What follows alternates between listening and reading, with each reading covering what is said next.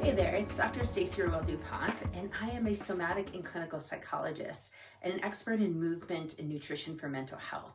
I'm also the founder of Studio B, where we integrate psychology and physiology along with spirituality to help you thrive in every part of your life. But today I want to talk to you about something that's been weaving its way through my personal practice and professional sessions for a while now, and that's the relationship between neurodiversity and psychedelic experiences. I don't mean the ingestion of psychedelics. What I mean is the experience itself. Here's the thing. Neurodiverse brains already perceive the world really differently. We're learning that people with ADHD, autism spectrum conditions, bipolar disorder, and even complex PTSD, many of those brains that are labeled neurodivergent, process sensory input, time, space, and interoception in very different ways, different than the neurotypical brain. In a recent study published by Neuroscience and Biobehavior Reviews, highlighted how individuals with ADHD show altered default mode network activation.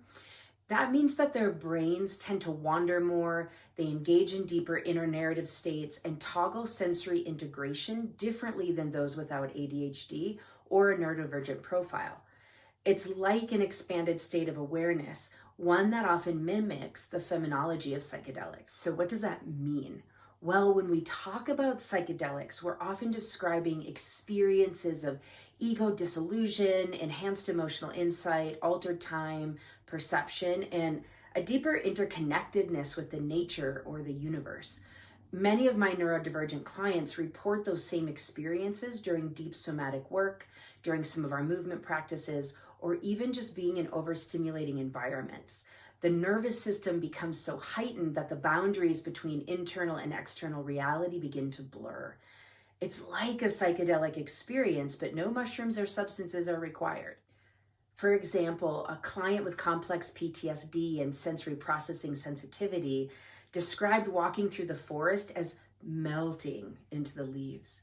That's a psychedelic state. Another with bipolar 2 reported that their hypomania state often came with brilliant insight, color perception shifts, and a sense of spiritual clarity.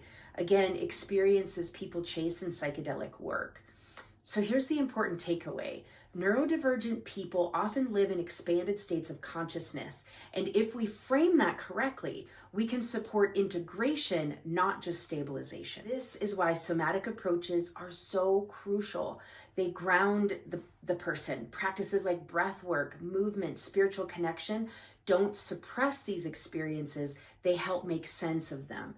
They integrate the expansion with embodiment. They allow the neurodivergent client to use their innate sensitivity and perception as a gift, not as a disorder. And as we move forward in research and healing, it's critical that we stop separating the psychedelic from the everyday mystical experiences that so many neurodiverse folks naturally access. So if you're neurodiverse or work with clients who are, consider that the psychedelic journey might already be happening internally, somatically, spiritually, and the goal isn't always to go further out with these clients, but to come further in.